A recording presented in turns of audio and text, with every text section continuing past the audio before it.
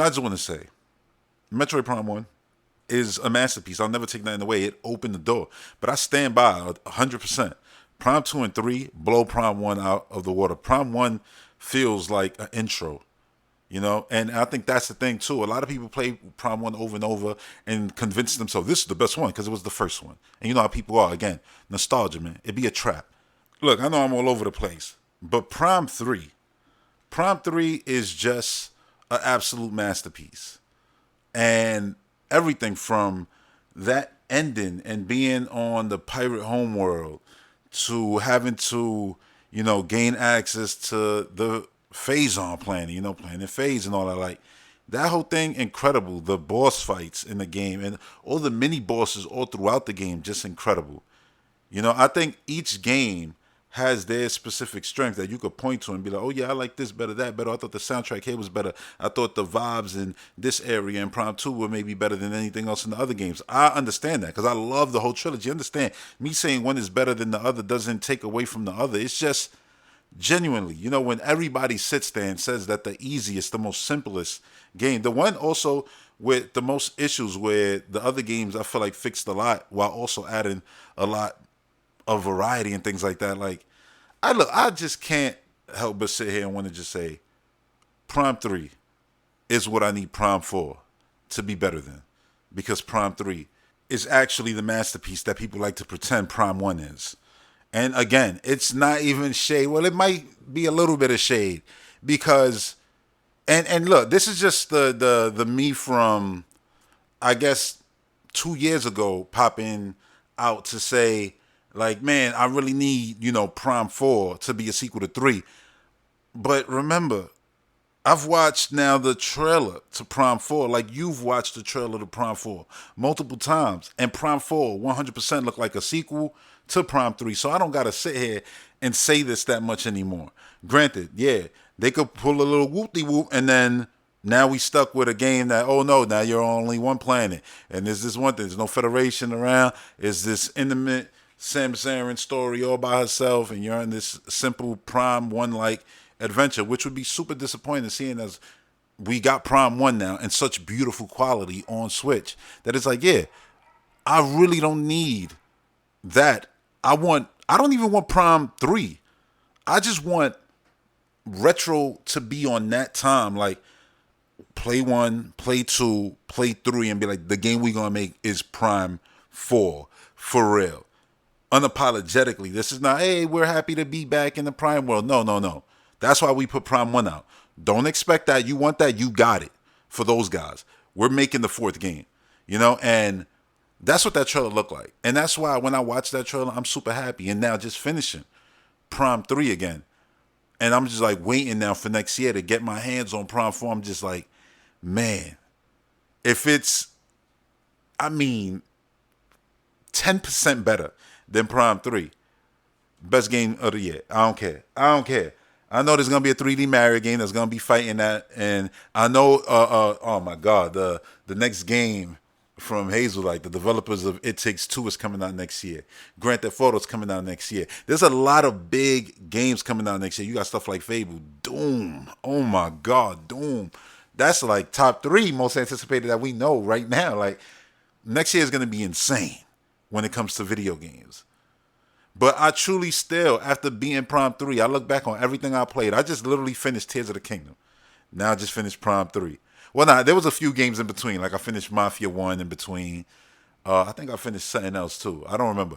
I play too much stuff right now. But the point is, the Vivid games was Tears of the Kingdom, Prime 3. And I'm just like, yo, Prime 3 is a game from 2007. And it still holds up to these other games perfectly. And that's because the game is untouched. Like, I literally played Prime 1, recently, obviously, because it was just released. So it's not like, oh, recency bias. Or, no, look, since the first time I played Prime 3 and I finished this experience, I was like, and Samus gave the thumbs up. I was like, yo, this might be the single greatest experience I've ever had with a video game. You know what I'm saying? Like, from the hunters in it This is why when I say, hey, like, I want Metroid to have multiplayer. I wanted, to take on the Overwatches and the Paladins of the world, like hero shooters. Samus could do that. She got bounty hunters all day, every day. This is what we need. But no, genuinely, I'm just like, man, this game just, the way it opened up the world and then everything that would come, you know what I'm saying, with like hunters and things like that, and how high the series was at the time, right before it just basically, yeah, it fell off a cliff, man. It fell off a cliff. But hopefully, we back on the up and up. Dread was incredible, and obviously Prime 4 looks like Retro is on the same time that I'm on. It's like, yo, listen, we want to make a sequel to the best Metroid game. And the best Metroid game we made was the last Metroid game we made, straight up. Whether you want to believe it or not. And listen, a lot of the people who always argue this always play Prime 1 over and over. They never gave 2 a fair shake because the Dark World in 2. 2's going to be the next. I'm playing this all out of order. I went 1, 3, I'm going to play 2, and then play Prime 4. The point is, though, 2, every time I played 2, and the Fortress, oh man, Torvis Bog, I always love that area. The boss fights in that game, crazy. The atmosphere. I think the Dark Samus encounters in 2 might be some of the best. I always tell myself that. Because that's the one where you saw her like in a skeleton form. Yeah, two was raw. Like 2 was, and then you had the Zombie Federation. Look, man. That's why I said, like, the whole series. Like, look, I respect everybody for having their own opinion.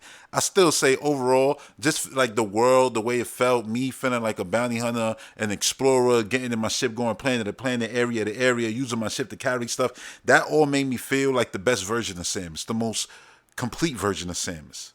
Plus, he had all the abilities, and the stackable beams was awesome to not have to be switching beams all the time.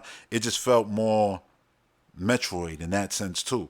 Where it was like, yeah, I don't got to be switching the beam 1,000 times. Like, switching the missile, cool. Hyper mode, fine.